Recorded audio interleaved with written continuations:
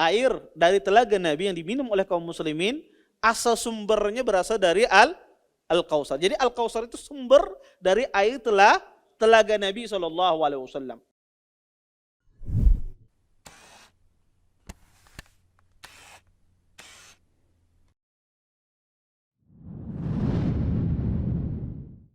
Assalamualaikum warahmatullahi wabarakatuh.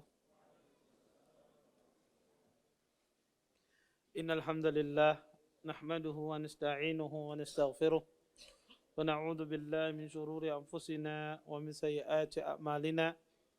May yahdihillahu fala mudilla lahu wa may yudlil fala hadiya lahu. Asyhadu an la ilaha illallah wahdahu la syarika lahu wa asyhadu anna Muhammadan abduhu wa rasuluh. Fa inna asdaqal hadits kitabullah wa khairul hadi hadi Muhammadin sallallahu alaihi wasallam wa syarrul umuri muhdatsatuha wa kullu muhdatsatin fid din bid'ah wa kullu bid'atin dhalalah wa kullu dhalalatin finnar. Amma ba'd. Bapak-bapak, ibu-ibu, ikhwan dan akhwat yang senantiasa dimuliakan oleh Allah Subhanahu wa taala.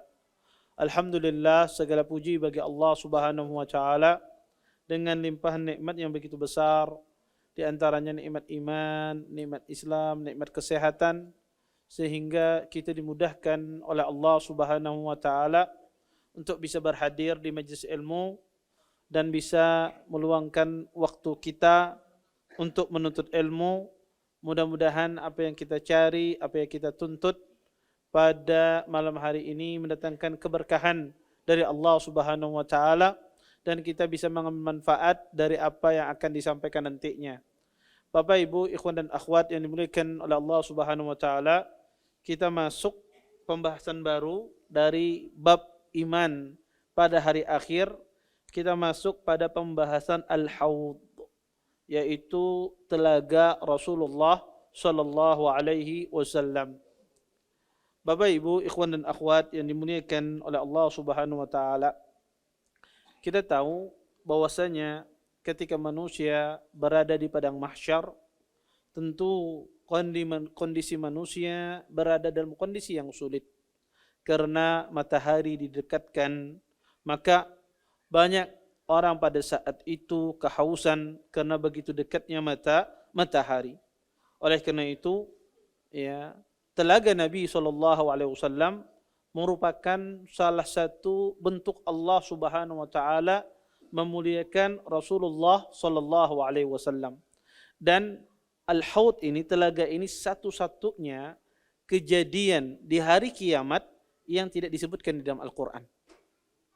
Kalau semuanya disebutkan dalam Al-Quran, dari Al-Mizan, Sirat, dan yang lainnya disebutkan di dalam Al-Quran. Tapi Al-Haud tidak disebutkan di dalam Al-Quran. Disebutkan di dalam hadis-hadis Nabi SAW. Apa itu haud? Apa itu telaga?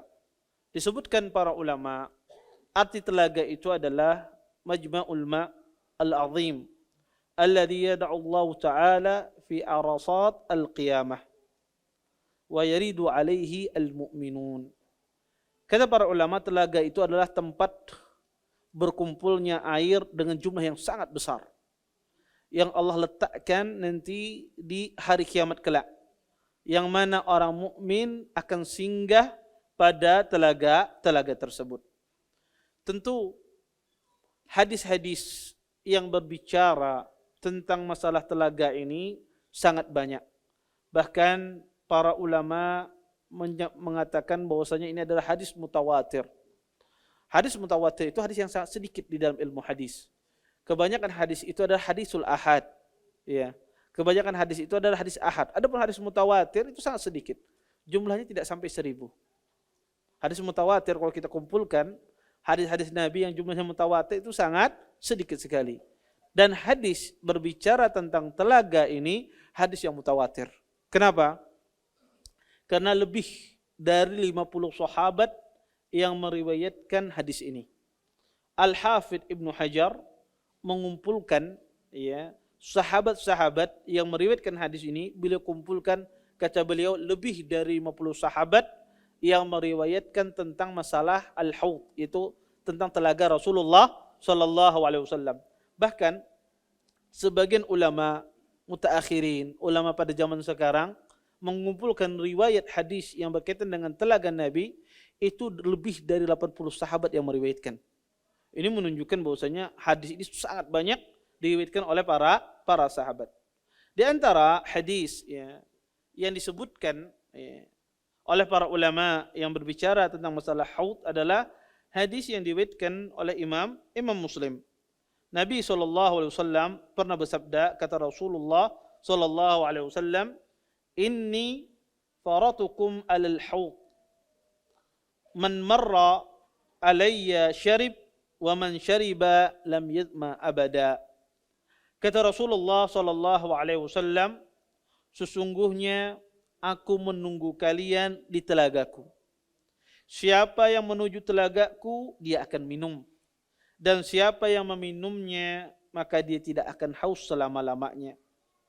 Di dalam riwayat Imam Muslim juga ada tambahan, "Inna 'ardahu kama baina ailati ilal juhfah." Sesungguhnya lebarnya, kata Nabi SAW, bagaikan dari Ailah ke Juhfah. Perbandingannya dari Madinah ke kota Syam. Kemudian di dalam hadis lain Nabi SAW mengatakan, kata Nabi, "Haudi masiratu syahrin, ma'uhu abyadu minal laban, wa rihuhu adyabu minal misk, wa kizanuhu kanujumis sama', man syariba minha fala yadma abada."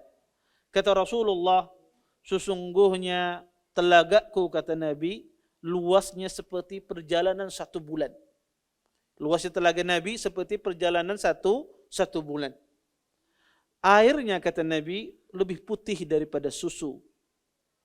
Baunya lebih wangi daripada minyak kasturi. Dan jumlah gelasnya bagaikan jumlah bintang-bintang yang ada di langit. Barang siapa yang meminumnya, kata Rasulullah, maka dia tidak akan pernah haus selama-lamanya. Para ulama menjelaskan bahwasanya telaga Nabi SAW bagaimana bentuknya. Sebagian ulama mengatakan telaga Nabi itu bentuknya persegi. Sebagian lagi ahlul ilmu mengatakan bentuk telaga Nabi itu bulat, bukan persegi. Terjadi khilaf di kalangan para ulama dalam masalah bentuk telaganya Rasulullah sallallahu alaihi wasallam. Kemudian, Bapak Ibu, ikhwan dan akhwat yang dimuliakan oleh Allah Subhanahu wa taala, para ulama ketika membahas telaga ini, telaga Nabi sallallahu alaihi wasallam ini, maka mereka menyebutkan berbagai macam permasalahan yang menyangkut dengan telaganya Rasulullah sallallahu alaihi wasallam. Di antara permasalahan yang disebutkan oleh para ulama yang berkaitan dengan telaganya Rasulullah sallallahu alaihi wasallam, yang pertama adalah di mana tempat letaknya telaga tersebut. Apakah dia sebelum sirat ataukah setelah sirat? Imam Al-Qurtubi rahimahullahu taala, beliau mengatakan bahwasannya telaga Nabi itu terletak sebelum sirat dan timbangan. Beliau berdalil dengan hadis Nabi SAW. Beliau berdalil dengan sebuah hadis dari Nabi SAW tentang masalah di mana letaknya telaga Nabi SAW.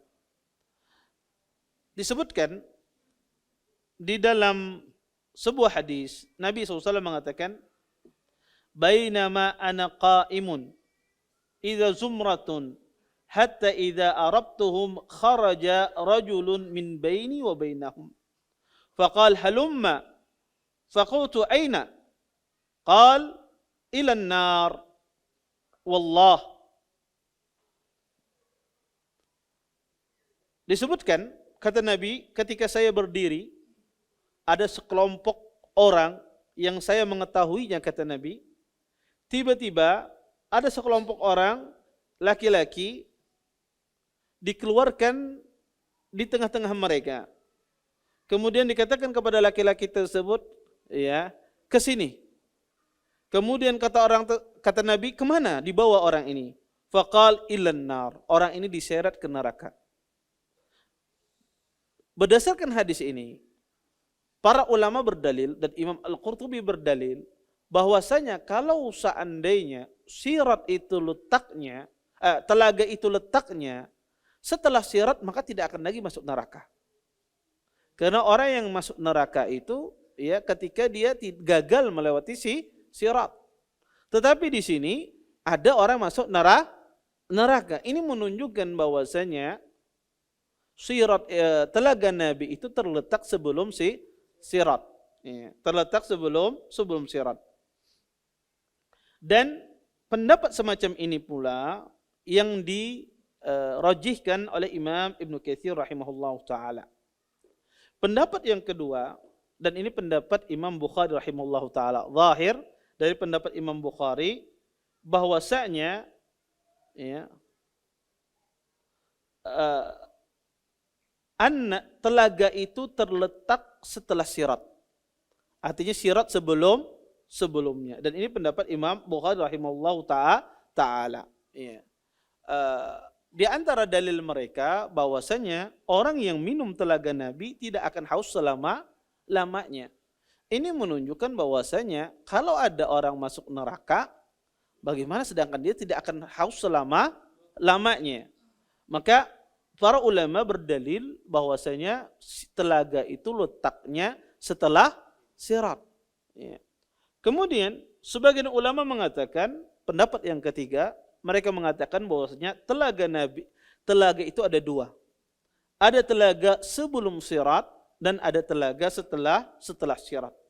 Ya, ini sebagian pendapat yang dikemukakan oleh para ahlul ilm.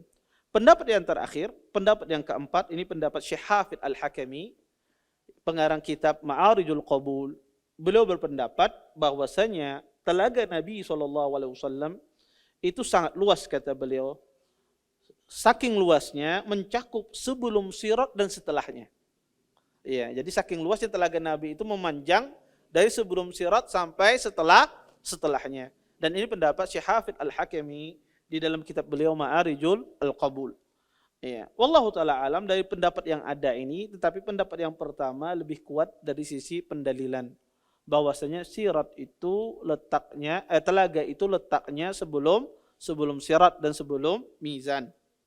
Kemudian masalah yang kedua yang berkaitan dengan telaga Rasulullah sallallahu alaihi wasallam, bahwasanya telaga itu apakah sudah ada saat ini, apakah sudah ada telaga Nabi itu ataukah belum? Nanti baru ada di hari kiamat kelak. Maka kata para ulama mengatakan bahwasanya Ahlus Sunnah wal Jamaah mereka berkeyakinan sesungguhnya telaga Nabi itu sudah ada sekarang ini. Telaga Nabi itu sudah ada saat ini. Apa dalilnya? Dalilnya adalah hadis Uqbah bin Amir. Beliau mengatakan anna Nabiyya sallallahu alaihi wasallam qala inni faratu lakum wa ana syahidun alaikum wa inni wallahi la anzur ila haudhi al-an. Kata Nabi SAW, sesungguhnya aku akan menunggu kalian di telagaku. Dan aku bersaksi atas kalian, kata Rasulullah.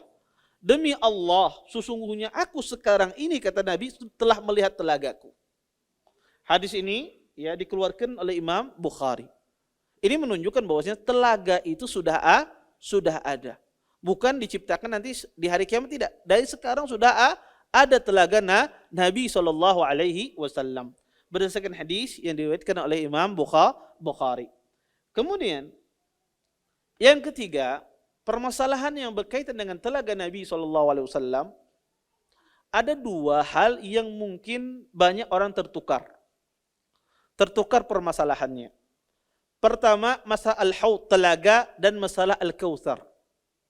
Allah Subhanahu wa taala mengatakan inna a'tayna kal kautsar. Sesungguhnya kami telah memberimu al-kautsar.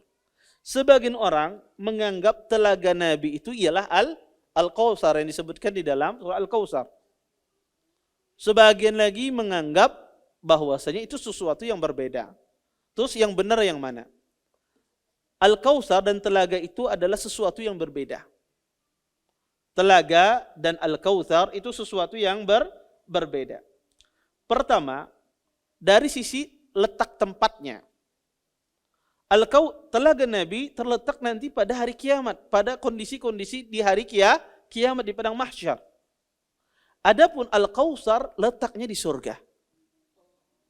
Al-Kautsar itu letaknya di surga. Apa dalilnya? Kata Nabi SAW, Ataitu ala nahrin hafatahu qubabul lu'lu'i mujawwafa. Faqultu ma hadha ya Jibril? Qala hadha al-Kautsar. Kata Nabi SAW, sesungguhnya aku datang ke sebuah sungai yang tepinya, yang dua tepinya terdiri dari berlian, kata Nabi SAW. Maka aku berkata, wahai Jibril, sungai apa ini? Kata Jibril, hadzal Kautsar. Sesungguhnya ini sungai Al-Kautsar. Yang kedua, perbedaannya adalah air dari telaga Nabi itu berasal dari Al-Kautsar. Air dari telaga Nabi yang diminum oleh kaum muslimin, asal sumbernya berasal dari Al-Kautsar. Jadi Al-Kautsar itu sumber dari air telaga Nabi SAW. Adapun yang menunjukkan ini adalah hadis Nabi SAW. Nabi mengatakan, kata Nabi tentang Kautsar, nahrun wa'adani Rabbi azza wa jalla fil jannah alaihi hut. Kata Nabi SAW, sesungguhnya Kautsar itu adalah sungai yang Allah janjikan kepadaku di surga, dan padanya mengalir al-hut, padanya mengalir ke telagaku. Di dalam riwayat lain kata Nabi, wa atanil Kautsar fahuwa nahrun minal jannah yasilu fi haudi. Kata Nabi SAW, sesungguhnya Allah azza wa jalla memberikan kepadaku Al-Kautsar. Sesungguhnya dia sungai yang berada di surga, yang pada sungai tersebut mengalir ke telagaku, kata Rasulullah. Maka hadis ini sangat jelas bahwasanya Al-Kautsar itu sumber dari air telaganya Nabi SAW. Maka ini perbedaan antara Al-Kautsar dengan telaga Rasulullah SAW. Bapak Ibu, ikhwan dan akhwat yang dimuliakan oleh Allah Subhanahu wa taala, di antara permasalahan telaga juga adalah apakah telaga ini kekhususan hanya untuk Nabi saja dan umat beliau? Apakah nabi-nabi terdahulu, rasul-rasul terdahulu itu memiliki telaga juga di surga, memiliki telaga juga nanti di hari kiamat kelak, atau telaga ini hanya milik Rasulullah sallallahu alaihi wasallam? Disebutkan di dalam sebuah hadis yang diriwayatkan oleh Imam At-Tirmidzi dan disahihkan oleh Syekh Albani rahimahullahu taala, dan sebagian ulama mengatakan hadis ini terjadi persisihan di dalam sanadnya. Ada rawinya yang meriwayatkan secara mausul kepada Nabi, ada sebagian rawinya meriwayatkan secara mursal. Yaitu hadis Nabi SAW, beliau mengatakan, inna likulli nabiyyin hawda wa innahum yatabahuna ayyuhum aktsaru waridah wa inni arju an akuna aktsaruhum waridah. Kata Nabi SAW, sesungguhnya setiap nabi itu memiliki telaga. Setiap para nabi itu memiliki telaga. Dan setiap mereka berbangga-banggaan siapa telaganya lebih banyak diminum. Dan aku berharap, kata Nabi, telagaku lebih banyak yang disinggahi. Maka hadis ini terjadi khilaf di dalam sanadnya dari sisi periwayatannya, dari sisi jalurnya. Ada yang meriwayatkan secara marfu, ada yang menjadikan hadis ini mauquf.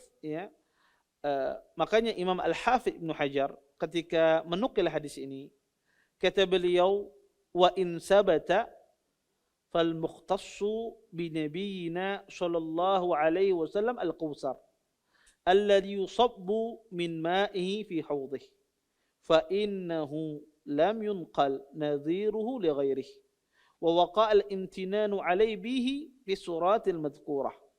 Kata beliau, jika hadis ini sahih, maka Nabi kita memiliki khususan, kata beliau. Sesungguhnya telaganya berasal dari Al-Kautsar.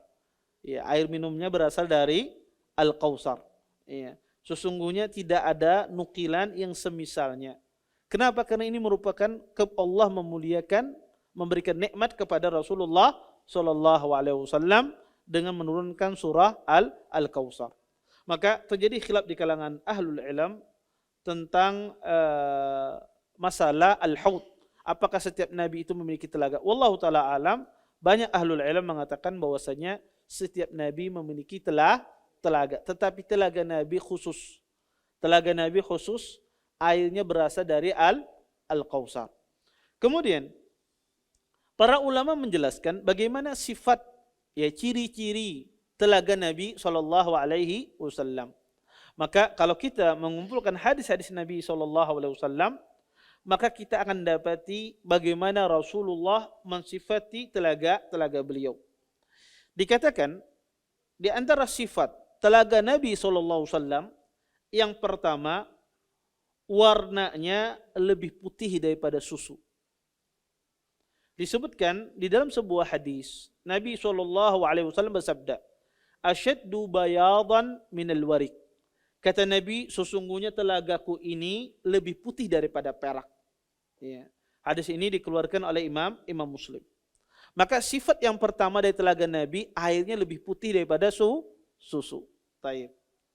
Yang kedua, disebutkan dalam sebuah hadis bahwasanya telaga Nabi Shallallahu Alaihi Wasallam itu lebih dingin daripada salju. Ya, lebih dingin daripada salju. Ya, sangat dingin.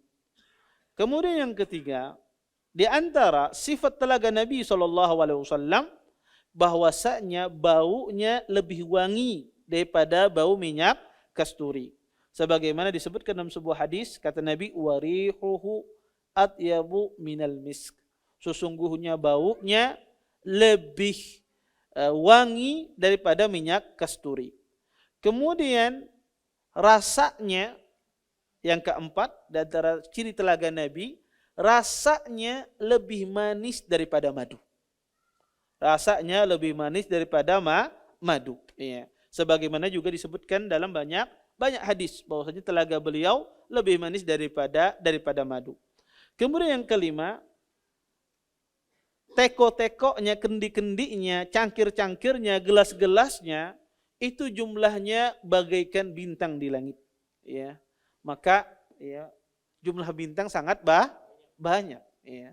Bulan itu cuma satu. Makanya kadang-kadang orang, ya, suami istri kadang-kadang kalau mengasih permisalan bulan dan bintang. Kalau kata suami, ya, bintang boleh banyak di langit, ya. Istriku, engkau bagikan bintang, tetapi bulan cuma satu. Ya. Maka laki-laki cuma satu, tapi kalau perempuan dianggap seperti bintang dalam bahasa Arab. Enggak, ini permisalan dalam bahasa Arab. Ya. Kenapa? Karena ya bintang itu jumlahnya sangat banyak. Ya, sangat banyak. Maka Nabi SAW mengatakan bahwasanya, ya, cangkirnya, gelasnya, kendi-kendinya itu sebagaikan jumlah bintang di langit. Kemudian yang keenam, kata Rasulullah SAW, sifat dari telaga Nabi ini, barang siapa, ya, yang meminumnya tidak akan pernah haus selama-lamanya. Kata Nabi SAW, disebutkan di dalam sebagian riwayat bahwasanya kata Nabi, man syariba minha fala yatma abada. Barang siapa yang meminumnya, maka dia tidak akan pernah haus selama-lamanya. Kemudian, ya, bahwasanya dia memiliki saluran, ya, memiliki dua saluran yang mengalir ke telaga Nabi SAW, ya, yang berasal dari surga, dari Al-Kautsar. Sebutkan dalam hadis, fihi mizabani minal jannah, memiliki dua saluran yang mengalirkan air tersebut ke telaganya Rasulullah Shallallahu Alaihi Wasallam. Maka ini sifat-sifat dari telaga Nabi yang disebutkan di dalam hadis-hadis yang sahih. Ya. Maka ini telaga yang luar biasa. Kemudian di antara permasalahan telaga Nabi SAW disebutkan oleh para ulama berselisih tentang jarak atau luasnya telaga Nabi SAW. Nabi SAW ketika berbicara tentang telaga beliau, kadang beliau memisalkan luasnya telaga beliau dengan jarak waktu. Kadang beliau memisalkan luasnya telaga beliau dengan jarak tempat.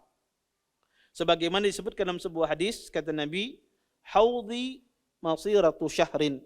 Kata Nabi SAW, sesungguhnya telagaku itu ya panjangnya, ya luasnya bagaikan perjalanan 1 bulan. Nabi gambarkan bagaimana luasnya telaga Rasulullah itu bagaikan perjalanan satu bulan. Kadang Nabi SAW menggambarkan ya, telaga beliau ya, itu dengan jarak tempat. Ya.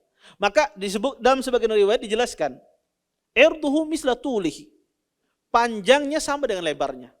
Sejauh mana panjangnya seperti itu pula lebarnya. Maka sangat luas sekali. Ya.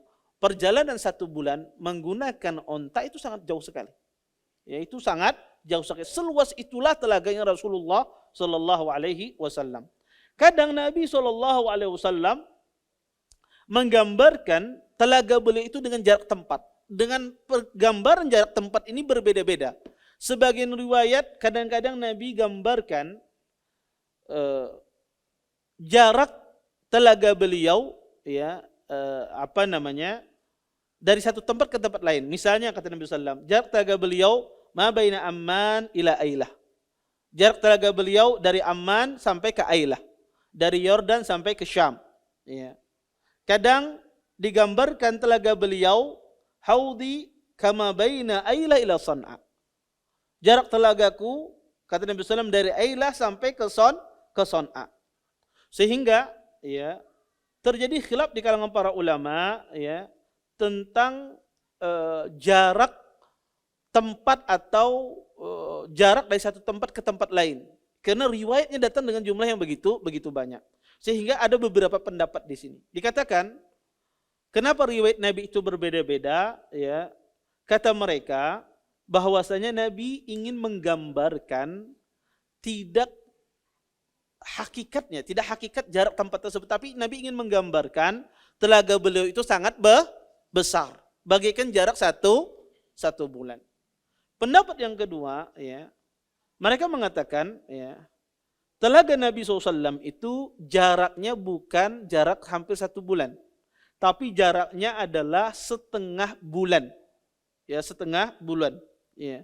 Kenapa? Ya, mereka berdalil dengan beberapa riwayat. Di antaranya riwayat Harisah mengatakan, saya mendengar Nabi SAW, kata beliau, haudhuhu ma baina San'a wal Madinah. Telaga beliau jaraknya antara San'a dari Yaman sampai ke kota Madinah.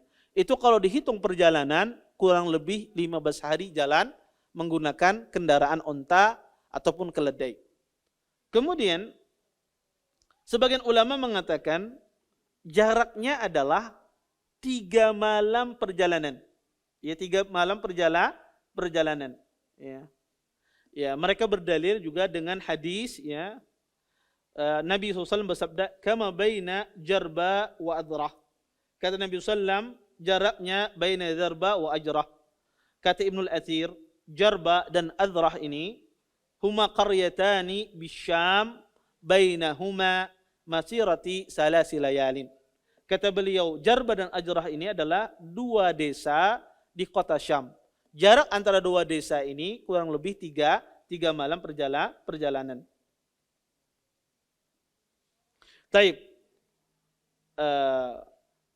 Perbedaan takdir, perbedaan jumlah jarak ini, yang satu mengatakan jaraknya hampir 1 bulan, yang satu riwayat mengatakan jaraknya hampir 15 hari, yang satu riwayat mengatakan jaraknya hampir 3 hari. Ini sebagian nanti kita akan datang, sebagian orang Mu'tazilah Dan orang-orang Khawarij yang mereka mengingkari telaga Nabi ini, mereka mengatakan hadis ini adalah hadis yang muttarib. Hadis muttarib itu adalah hadis yang goncang. Hadis yang goncang itu kenapa? Rawinya meriwayatkan itu beda-beda. Meriwayatkan beda-beda. Kadang diriwayatkan ini, kadang diriwayatkan ini. Berbeda-beda satu riwayat. Ini disebut hadis muttarib. Di dalam ilmu hadis kalau ada rawi yang menyeriwayatkannya macam-macam, maka itu tanda hadis itu sangat lemah. Kenapa? Karena hafalannya tidak kuat. Ya, seperti seseorang ditanya, kajian malam tadi adalah ada, esok ditakuni semalam adalah kajian, kededak. Esoknya takuni pulang, semalam itu adalah kajian. Nah, wallahu a'lam lah kata tahu. Menunjukkan orang itu tidak kuat hafalannya. Maka ketika dia ditanya berbeda-beda jawabannya, ini menunjukkan orang ini tidak bagus hafalannya. Sehingga orang-orang Mu'tazilah dan orang-orang Khawarij, mereka mengingkari telaga Nabi SAW. Dengan alasan apa? Hadisnya kata mereka hadis yang muttarib, hadis yang goncang. Tetapi sebetulnya ini tidak benar. Yang pertama, kenapa? Karena riwayat yang berbeda-beda ini datang dari banyak sahabat. Hadis muttarib itu, hadis itu bisa dikatakan muttarib kalau datang dari satu sahabat. Satu sahabat meriwayatkan berbeda-beda, ini bisa dikatakan ittirab. Tapi kalau datang dari banyak sahabat tidak bisa. Ya, karena bisa jadi ditanya yang satu, dia mendengarnya demikian. Contoh misalnya, saya nanya, di sini yang hadir banyak. Maka saya tanya yang satu, ya, tadi apa yang antum dapatkan faedahnya? Apa yang Ustadz sampaikan? Oh, Ustadz tadi nyampaikan ini. Dia menyebutkan 3 poin. Saya tanya yang satu, itu apa yang dapatkan? Dia menyebutkan 5 poin. Yang satu saya tanya lagi, apa yang sampaikan Ustadz? Dia menyebutkan 1 poin saja, karena guring dari awal sampai akhir misalnya. Ini orang-orang yang beda. Tidak, ini bisa jadi tidak menunjukkan mereka hafalannya lemah, karena itulah yang mereka dengar semacam itu, sehingga tidak bisa dikatakan dia goncang. Goncang itu ketika dia datang dari satu rawi dari satu sahabat, maka tidak benar apa yang dituduhkan oleh orang Khawarij dan orang Mu'tazilah bahwasanya hadis-hadis tentang telaga ini adalah hadis yang muttarib. Maka dia adalah hadis yang sahih. Oleh karena itu, para ulama rahimahumullahu jami'an, mereka berusaha mengumpulkan hadis-hadis ini yang bertentangan ini. Sebagaimana ya mereka berusaha, kata mereka, Nabi SAW, ini pendapat yang pertama, dan ini pendapat Qadhi Iyad. Mereka mengatakan bahwasanya hadis yang berbeda itu maksudnya adalah bukan yang diinginkan oleh Nabi itu jarak hakiki. Tetapi yang diinginkan oleh Rasulullah, Nabi ingin menggambarkan begitu luasnya telaga beliau. Ya, Nabi SAW ingin menggambarkan begitu luasnya telaga beliau. Ini adzan kah? Belum. Taib. Kemudian yang kedua, kata para ulama, ya pendapat yang kedua, Nabi SAW ketika menggambarkan jarak telaganya itu berbeda-beda, karena Nabi SAW mengajak bicara setiap ta'ifah, setiap orang sesuai yang dia ketahui dari jarak. Ya. Maka Nabi ketika berbicara tentang Ahlu Syam, bertemu dengan Ahlu Syam, Nabi menjelaskan jarak yang dipahami oleh Ahlu Syam di daerahnya. Makanya kata Nabi mengatakan baina ajrahi wa jarba. Ketika Nabi berbicara kepada orang Yaman, maka Nabi SAW menjelaskan jarak yang dipahami oleh orang Yaman dari San'a ke Adan. Ya.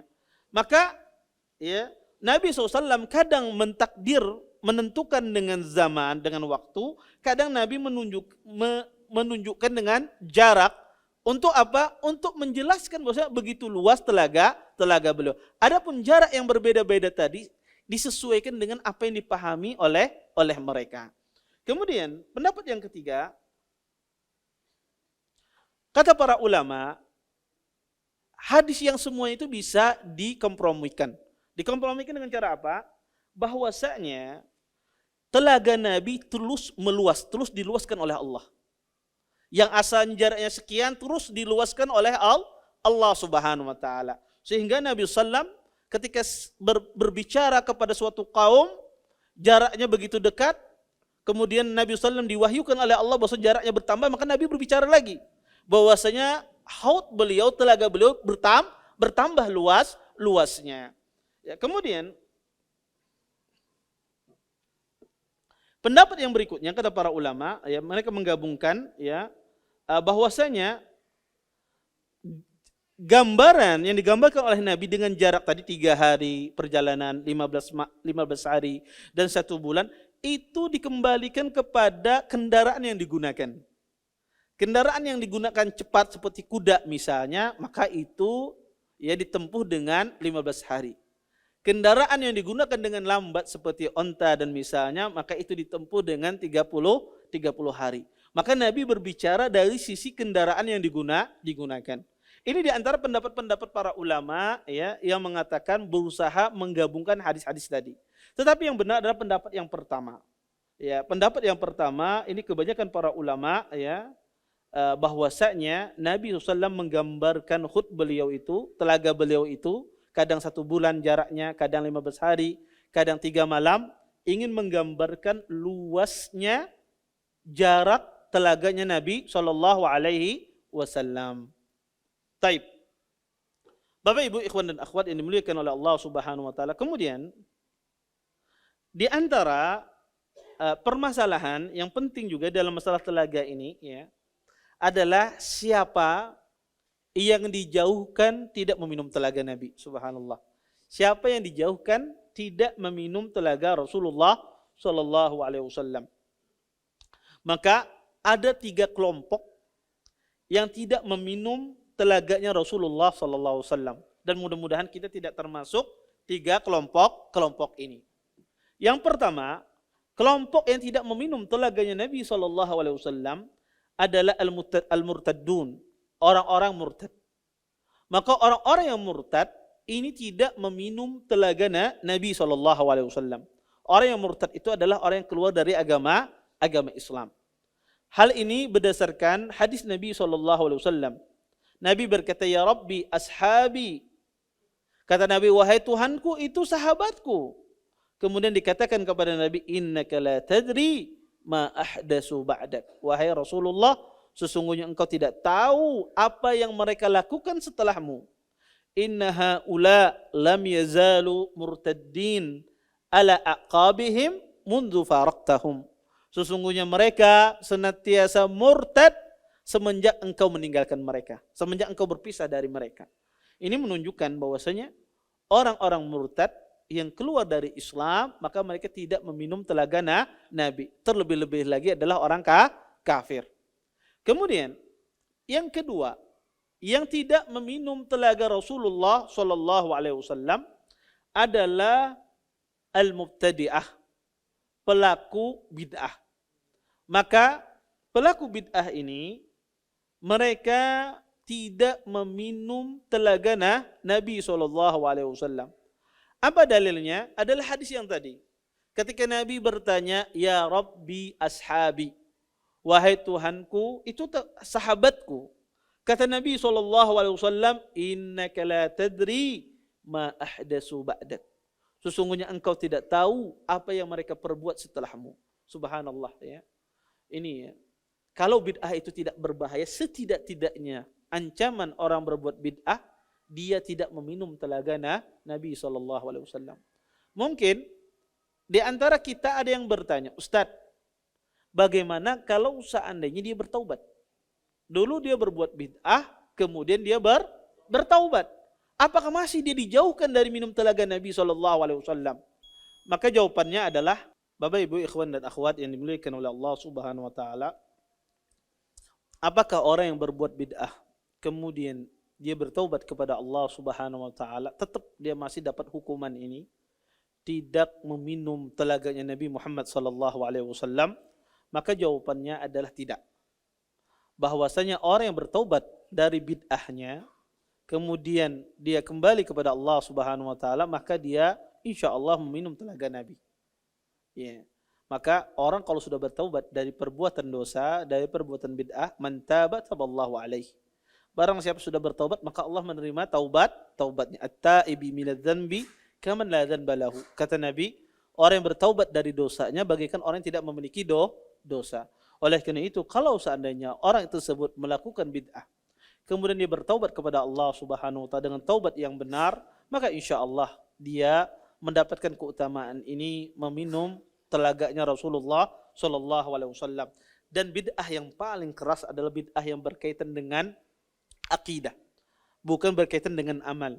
Maka oleh karena itu Imam Ibn Abdul Bar pernah berkata, kata beliau, perkataan yang indah saya bacakan perkataan beliau di dalam kitabnya At-Tamhid, kata beliau, wa kullu man ahdasa fid din ma la yardahu Allah wa lam ya'dan bihi Allah fahuwa minal matrudin anil hawdi al-mub'idin anhu wallahu a'lam wa ashadduhum tardan man khalafa jama'atal muslimin wa faraqa sabilahum مثل الخوارج على اختلاف فرقها والروافد على تباين ضلالها والمعتزلة على أصناف أهوائها فهؤلاء كلهم يبدلون. Kata beliau, siapa saja yang membuat perkara baru di dalam agama yang Allah tidak ridha, yang tidak diizinkan oleh Allah, maka mereka akan terusir dan dijauhkan dari telaga Nabi SAW. Dan orang yang paling keras usirannya, kata beliau, yang paling dijauhkan dari telaga Nabi, yang pertama kata beliau, orang yang menyelisihi jamaatul muslimin, berpisah dari kaum muslimin, berpisah dari jalan kaum muslimin, keluar dari pemerintahan yang sah, dari jamaah kaum mukminin, mislul khawarij, seperti orang khawarij, ya, dengan berbagai macam sekte-sekte di dalam khawarij, karena khawarij itu banyak sekte-sekte di dalamnya, ya. Dan warrawafid, yaitu orang-orang Rafidhah yang menyelisih jalan kaum mukminin, ya, dengan berbagai macam kesesatannya. Wal Mu'tazilah, ya, dan juga orang-orang Mu'tazilah yang mereka yang sekte-sekte di antara mereka juga beraneka ragam. Maka mereka semuanya, kata Imam Ibn Abdul Bar, dijauhkan dari meminum telaga Nabi SAW. Di sini beliau menyebutkan orang-orang yang bid'ahnya berkaitan dengan akidah khawarij, akidah rawafid, akidah mu'tazilah dan yang lainnya. Ya. Maka bid'ah di dalam masalah akidah ini lebih besar daripada bid'ah dalam masalah amaliyah. Ya, adapun masalah amaliyah, kadang-kadang seorang melakukan sebuah acara yang tidak sesuai dengan sunnah, ini tentu bid'ah juga, ya, tetapi tidak lebih besar dibandingkan dengan berkaitan dengan akidah, bid'ah dengan akidah. Ya.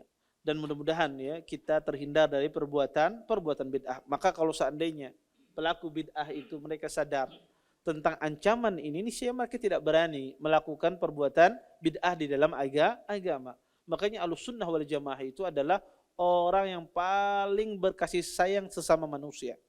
Mereka memperingati manusia dari bid'ah, apa tujuannya? Agar kaum mukminin meminum telaga Nabi SAW. Agar tujuannya kaum mukminin tidak diusir dari telaga Nabi SAW. Makanya Ahlussunnah itu memperingati. Makanya tidak ada orang yang lebih berkasih sayang, ya, daripada Ahlussunnah wal Jamaah.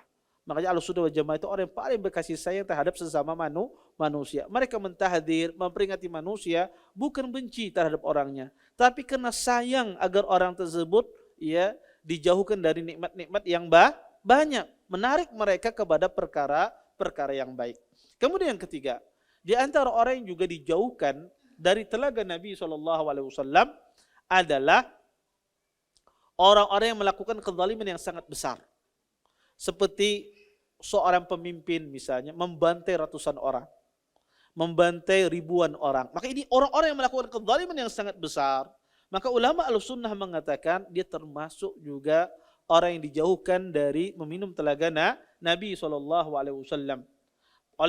Oleh karenanya Imam As-Safari ini berkata di dalam Lawami Al-Anwar, disebutkan bahwasanya, kata beliau, وَكَذَلِكَ الْمُسْرِفُونَ مِنَ الظَّلَمَةِ الْمُفْرِطُونَ فِي الظُّلْمِ وَالْجُورِ وَطَمَسَ الْحَقِّ كَذَلِكَ الْمُتَهَتِّكُونَ فِي ارْتِكَابِ الْمَنَاهِي وَالْمُعْلِنُونَ فِي اقْتِرَافِ الْمَعَاصِي. Kata beliau, seperti itu pula lah orang yang berlebih-lebihan dari perbuatan zalim, ya, kemudian menghancurkan al-haq, menghancurkan kebenaran, dan orang yang senantiasa terus-menerus dalam melakukan dosa-dosa besar, dan orang-orang yang mengumumkan dia berbuat maksiat secara terang-terangan, maka mereka kata Imam Asy-Syafi'i ini dijauhkan dari meminum telaganya Nabi Shallallahu Alaihi Wasallam.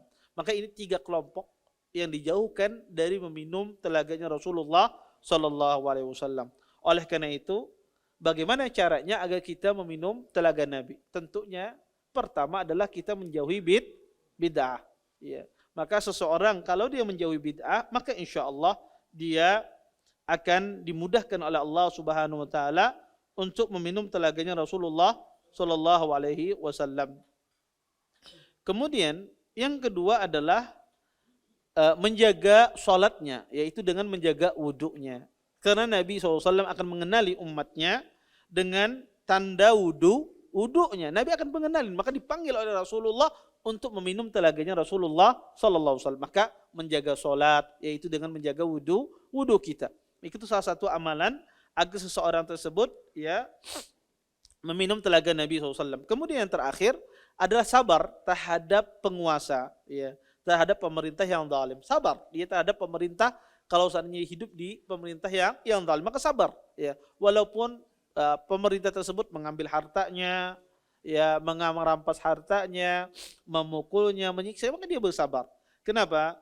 Karena Nabi SAW pernah berkata, innakum satarawna ba'di asaratan syadidatan wasbiru hatta talqawullah wa rasulah sallallahu alaihi wasallam alal hud. Kata Nabi, sesungguhnya sepeninggalku nanti kalian akan melihat banyak perkara yang sangat berat. Maka dari itu kata Rasulullah, bersabarlah hingga kalian berjumpa dengan Allah dan Rasulnya. Maka kita bersabar. Kalau ada dari pemerintah yang zalim, maka kita bersabar. Ya, maka dengan kesabaran kita, maka ya Nabi SAW menjanjikan telaga beliau. Maka ini diantara amalan-amalan yang menyebabkan seseorang bisa meminum telaganya Rasulullah SAW. Mungkin ini saja yang dapat saya sampaikan. Mudah-mudahan bermanfaat. Kalau ada yang bertanya silahkan.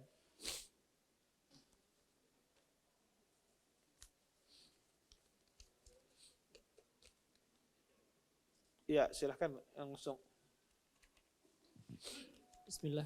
Ustaz, misalkan ini Ustaz, kan pernah menggawe bid'ah, tapi pemahamannya itu Allah di mana-mana itu tetap dapat kau minum juga lah telaga Al-Kautsar. Ya, bagaimana dengan orang yang memiliki pemahaman yang misalnya Allah ada di mana-mana dan semisalnya? Ya tentu ini adalah sebuah pemahaman yang keliru, ya.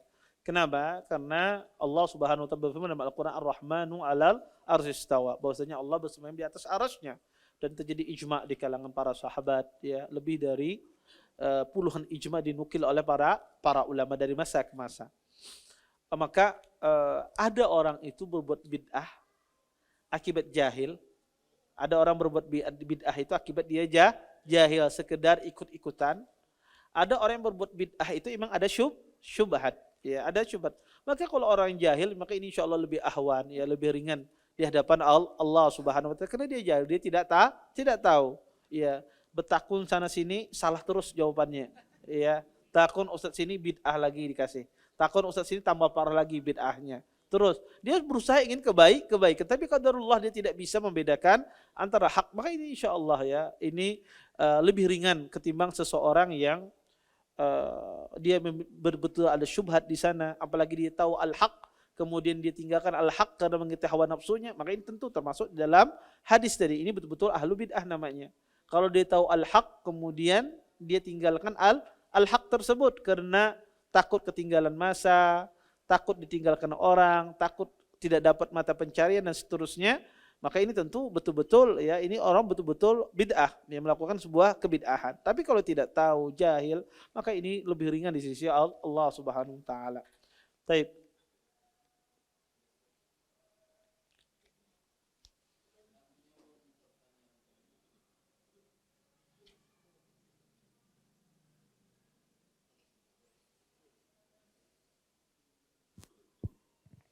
Menyambung pertanyaan tadi,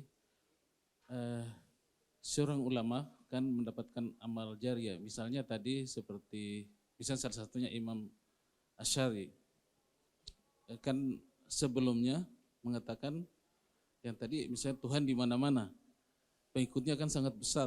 Begitu beliau meralat dan membantah, tapi pengikutnya malah tambah besar juga yang pertama. Apakah kesalahan ini walaupun sudah bertobat misalnya, dosa tadi yang berkembang apakah tetap didapat Ustadz? Begitu. Ya. Pertama kalau orang dia yang pencetus bid'ah misalnya, kemudian diikuti oleh orang, kemudian dia meralat, kemudian dia bertaubat kepada Allah Subhanahu wa taala, dan dia bantah pemikirannya, maka itu sudah cukup. Ya, dia sudah menyampaikan apa yang menjadi kewajibannya. Dia bantah pemikirannya, dia bertaubat, ya. Maka itu sudah cukup. Ya, sudah cukup sehingga insya Allah dia tidak dihukum atas demikian. Ya, karena dia sudah bertaubat kepada Allah, kemudian dia menjelaskan kepada umat. Tetapi namanya manusia, ya. Syaitan selalu menggoda manusia. Kadang-kadang sudah jelas perkataan orang ditakwil beraneka macam takwil, ya. Karena banyak orang itu suka mentakwil, hobinya mentakwil, tidak mau memahami perkataan itu sesuai zahirnya. Makanya kata Syekh Islam Ibnu Taimiyah, orang yang bagus ilmu usulnya maka dia bagus memahami perkataan orang. Orang yang tidak bagus ilmu usulnya maka dia tidak akan bagus memahami perkataan orang. Orang berkata ini pikirannya jauh ke sana. Ya, ini banyak orang melakukan takwil terhadap perkataan imam-imam yang sudah rujuk dari perbuatan bid'ahnya. Maka insya Allah kalau dia sudah rujuk, kemudian dia menjelaskan kesalahan dia waktu dahulu, maka itu sudah cukup. Maka dia tidak dihukum atas itu. Taib, ini ada pertanyaan di kertas lumayan banyak. Semoga Allah memberkahi umur dan ilmu pian serta kita semua sampai akhir hayat, amin. Berkenan dengan orang-orang yang diusir dari telaga, kita mengetahui bahwa kebanyakan orang yang berbuat bid'ah hanya karena ikut-ikutan saja. Apakah yang diusir hanya tokoh-tokohnya saja atau juga orang-orang awamnya? Ustaz, jazakallahu khairan. Ya ini, ya sebagaimana saya katakan tadi, ya bahwasanya orang yang awam itu tentu lebih ringan hisabnya ketimbang orang-orang yang tokoh-tokohnya. Maka mudah-mudahan juga orang-orang awam akibat dia jahil, ya Allah memaafkannya akibat kejahilan dia tidak tahu. Bisa jadi niatnya baik, ingin beribadah kepada Allah Subhanahu wa taala. Maka wallahu taala alam. Taib. Apa hukum syuting membuat konten di dalam masjid? Digunakan untuk promosi produk? Tidak boleh. Kalau promosi produk untuk jual beli, perdagangan tidak boleh di dalam masjid. Karena masjid tidak dibikin untuk itu, dan masjid juga tidak dibikin untuk konten-konten. Ya. Maka kecuali agama menyebarkan ilmu, tidak ada masalah menyebarkan ilmu. Di dalam masjid dia bikin video untuk menyebarkan ilmu, tidak ada masalah. Tapi selain itu, ya jualan dan semisalnya, maka masjid tidak dibikin untuk itu. Ya, masjid tidak dibikin untuk itu, maka tidak boleh. Maka kata Nabi, kalau ada orang demikian katakan la raddahallahu tijaratakum. La arbahallahu tijaratakum. Semoga Allah tidak memberikan keberuntungan, ya, kepada perdagangan kalian. Taib. Apa hukum menikahi akhwat merdeka?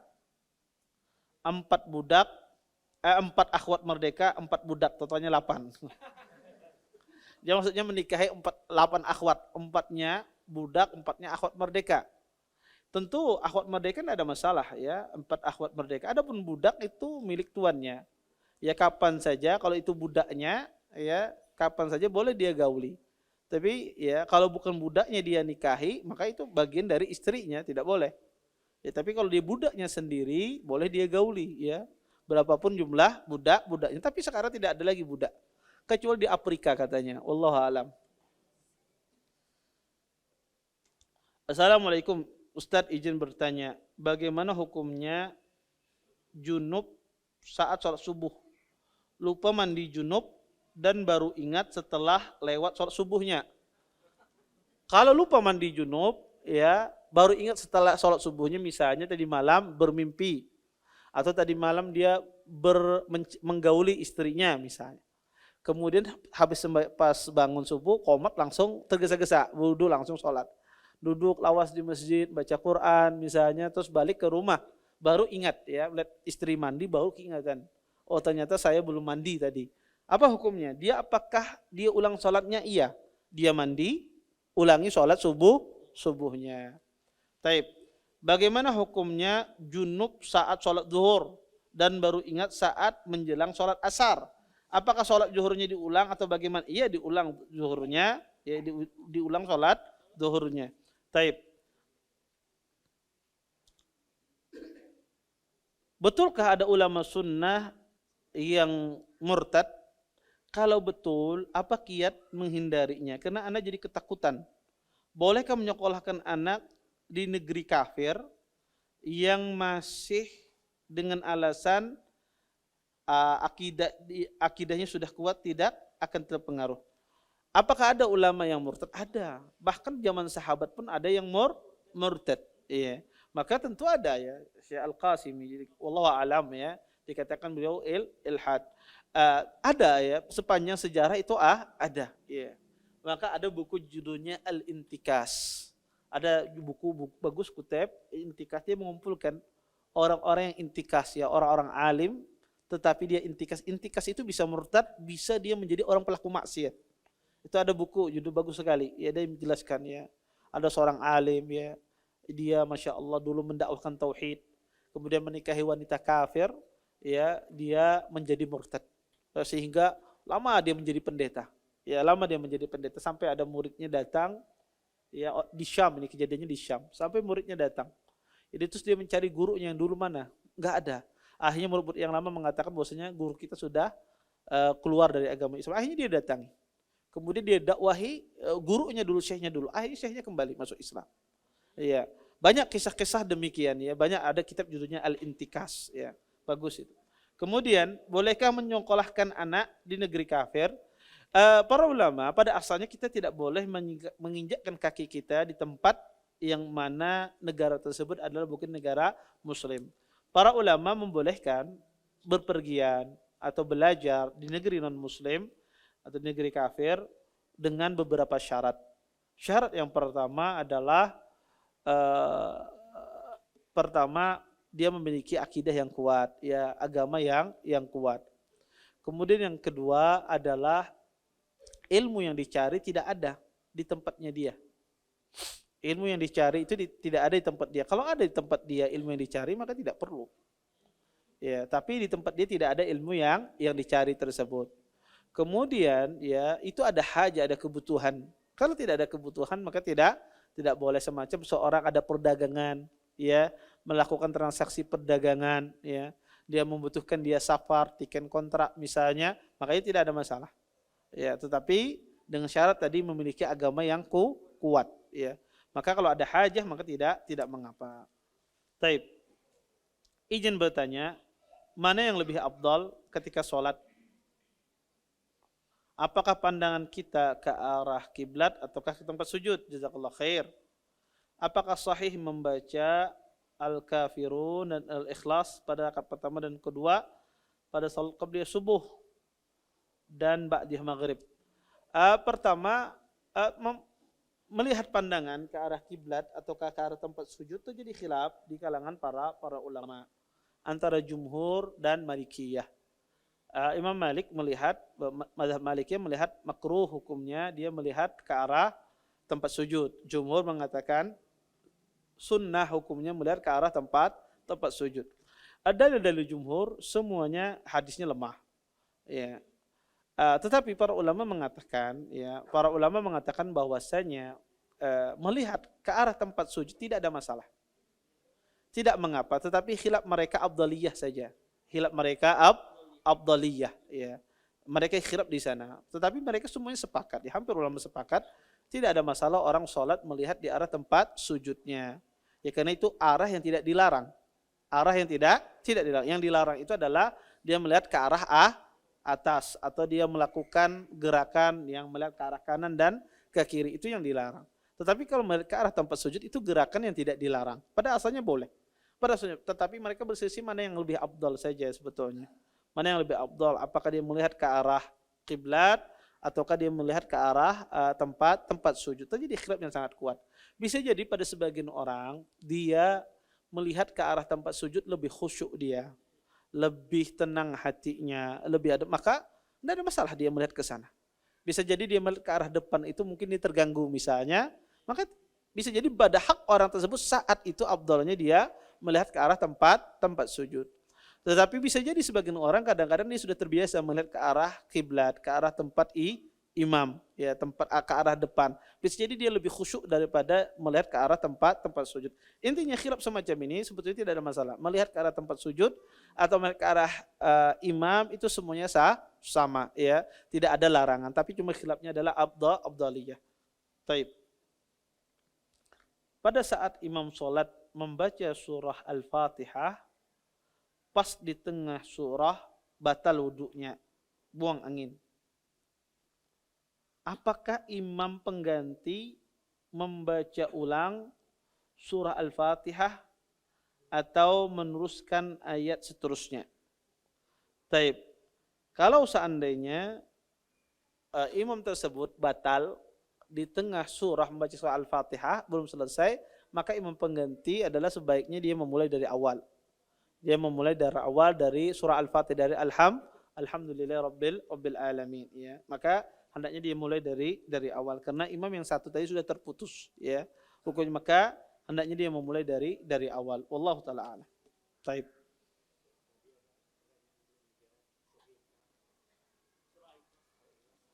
Oh ya, taib. Surah Al-Ikhlas sahih di dalam baca di sunnah qabliyah, tidak ada sahih, di hadisnya sahih, ya. Seseorang membaca surah Al-Ikhlas dan Al-Kafirun, ya, di qabliyah subuh. Maka ada dalil yang mengatakan demikian. Wallahu taala alam. Taib. Badiyah.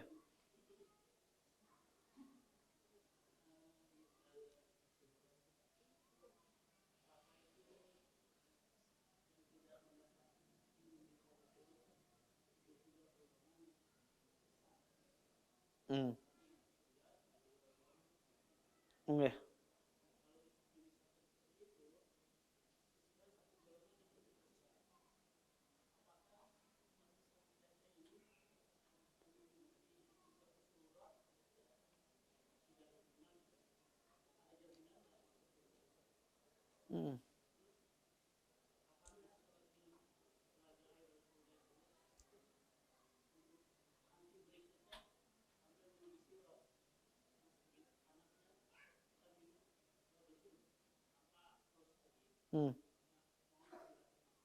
Ya. Pertama, kata Nabi SAW, umatku akan terpecah menjadi 73 golongan. 72 di neraka, 1 di surga. Hadis ini disebut dengan hadis wa'id, hadis ancaman. Ahlussunnah wal Jamaah, mereka bermuamalah dengan ayat-ayat wa'id, ayat-ayat yang berisi ancaman, hadis-hadis yang berisi ancaman. Mereka bermuamalah bahwasanya pada asalnya dia diancam, tapi tidak mesti masuk neraka langsung. Bisa jadi di antara mereka itu tahta masyiatillah, di bawah kehendak Allah masuk surga. Jadi harus kita pahami ayat-ayat yang berisi misalnya hadis-hadis yang berisi tentang ancaman pelaku al-bid'ah dan misalnya, tidak mesti mereka itu langsung dihukum di neraka. Itu namanya ancaman, diancam. Ancaman itu belum mesti dikenakan sanksinya. Ibarat kita itu punya anak, kita ancam dia. Ya, kamu kalau melanggar inilah abah pukul, sekalinya melanggar, belum tentu abahnya memukul, ya. Maka semacam itu juga ayat-ayat, hadis-hadis yang berisi ancaman. Maka dia diancam dengan neraka. Tapi bisa jadi di antara mereka itu, ya, bukan membenarkan bid'ahnya, tetapi ini karena rahmat Allah. Ya, Allah Subhanahu wa taala dengan rahmatnya, ya, Allah masukkan mungkin sebagian mereka masuk dalam surga. Ini yang pertama. Kemudian yang kedua, apakah ahlu sunnah mengikuti Nabi itu ada jaminan masuk surga? Iya.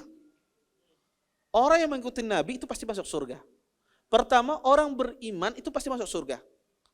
Walaupun mungkin ada dua cara. Ada yang dicuci dulu di neraka kemudian masuk surga.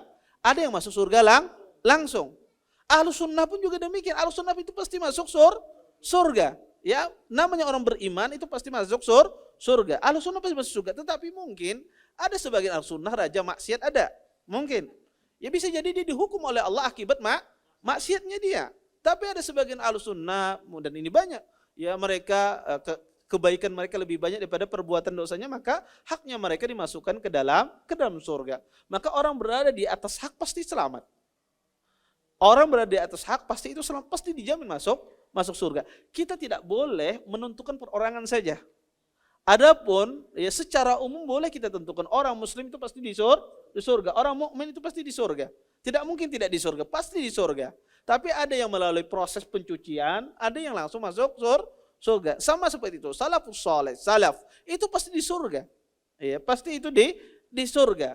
Tetapi ta'yin si fulan nggak bisa kita katakan fulan surga kecuali para sahabat Nabi SAW. Ya, mereka bisa ditentukan karena Nabi telah menentukan mereka masuk surga. Kemudian pertanyaan yang kedua ya dari kelompok-kelompok tersebut ya. Apakah ketika seseorang itu meminum telaga Nabi, apakah dia masih bisa dimungkinkan masuk neraka? Inilah yang terjadi khilaf tadi di antara pendapat para ulama. Sebagian ulama mungkin kata para ulama bisa dikatakan orang yang masuk neraka itu yang terhalang dari meminum telaga Nabi. Tapi tidak bisa kita katakan demikian karena tidak ada dalilnya. Tapi bisa jadi kata para ulama adalah orang yang masuk neraka itu mereka yang tidak meminum surga telaga Nabi di nanti sebelum sirat. Ya. Tetapi kata ahlul ilm yang lain, pendapat yang pertama dia mengatakan ini dibantah kata mereka tidak. Bisa jadi ada yang minum telaga itu kemudian diseret ke neraka. Hukum betul dia tidak haus tapi dihukum neraka itu banyak, hukuman neraka itu banyak. Ya tidak hanya sekedar rasa haus dan lapar. Azab dari neraka itu bertingkat-tingkat. Maka dia akan disiksa dari siksa yang lain semacam itu. Terjadi khilaf emang masalah ini. Ada sebagian ulama berpandangan ketika mereka berpandangan bahwasanya telaga itu sebelum sirat, kata mereka bisa jadi di antara mereka itu ada yang minum telaga Nabi kemudian diseret ke api neraka, ya. Tetapi jenis siksaan yang berbeda, ya. Karena orang di neraka kehausan, kelaparan, maka ini jenis siksanya berbeda dengan siksa yang lain. Ada sebagian ahli ilmu mengatakan, "Naam, telaga itu sebelum sirat." Tetapi tidak ada yang masuk neraka kata mereka yang meminum telaga Nabi. Ya.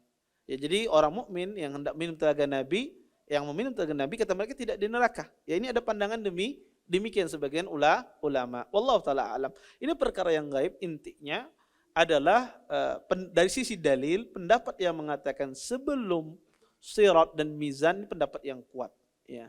Adapun apakah ada nanti orang yang minum telaga itu diseret ke neraka atau tidak, wallahu a'lam, tapi ada khilaf ulama dalam masalah ini. Wallahu a'lam. Taib. Ada lagi yang lain cukup?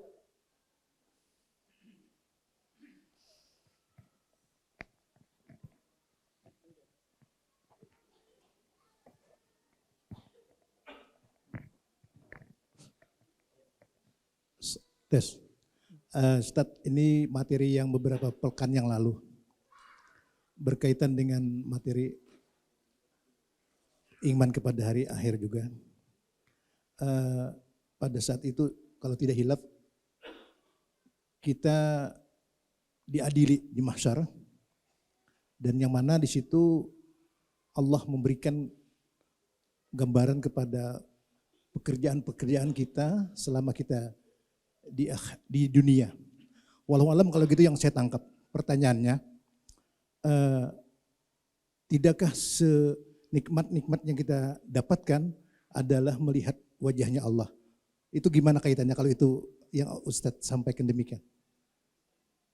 Waktu itu, masih. Ya. Ya tentu ya, jazakumullah khair atas pertanyaannya ya. Tentu keadaan kiamat itu bermacam-macam keadaan. Ya, ada keadaan ketika datangnya Allah Subhanahu wa taala maji, ya datangnya Allah Subhanahu wa taala. Maka kata para ulama tentu berbeda dengan datangnya Allah Subhanahu wa taala dengan nanti dia melihat di surga. Makanya ahlul ilm berselisih tentang apakah orang kafir itu melihat Allah Subhanahu wa taala nanti di hari kiamat kelak. Kalau dia melihat Allah dong dia mendapatkan kenikmatan dong. Semacam itu. Kata para ulama tidak. Karena dia di sana bukan dalam kondisi nikmat dia. Dalam kondisi dia melihat Allah dalam kondisi murka kepadanya dan seterusnya. Sehingga bukan dia mendapatkan kenikmatan. Sehingga kata para ulama yang dikatakan innakum satarawna rabbakum kama tarawna al-qamara lailatal badri, kalian akan melihat Tuhan kalian nanti di hari kiamat kelak bagaikan bulan purnama, tidak terganggu dengan penglihatannya, maka itu di surga. Itu yang kenikmatan senikmat-nikmatnya. Adapun di padang mahsyar, maka orang kafir kata ahlul ilm sebagian mungkin mereka melihat Allah, sebagian pendapat mengatakan demikian. Tapi dia melihatnya bukan dalam wajah kenikmatan. Ya. tetapi dalam murka Allah Subhanahu wa taala atas dosa-dosa mereka. Bisa jadi orang mukmin ketika melihat Allah pada saat itu mereka mendapatkan kenikmatan karena mendapatkan ya amalan-amalan yang baik. Maka ini tergantung kondisi dan keadaan orang masing-masing, tidak sama antara satu orang dengan orang yang lain, dan Allah mampu menjadikan kondisi semacam itu. Allah taala alam. Itu yang mungkin yang bisa saya sampaikan, mudah-mudahan bermanfaat. Saya tutup dengan doa kafaratul majelis. Subhanallahumma bihamdika asyhadu an la ilaha illa anta astaghfiruka wa atubu ilaik. Assalamualaikum warahmatullahi wabarakatuh. Terima kasih. Jazakumullah khairan wa barakallahu fikum. Video ini dibuat atas partisipasi dari donasi Anda. Semoga menjadi amal jariah bagi Anda semuanya.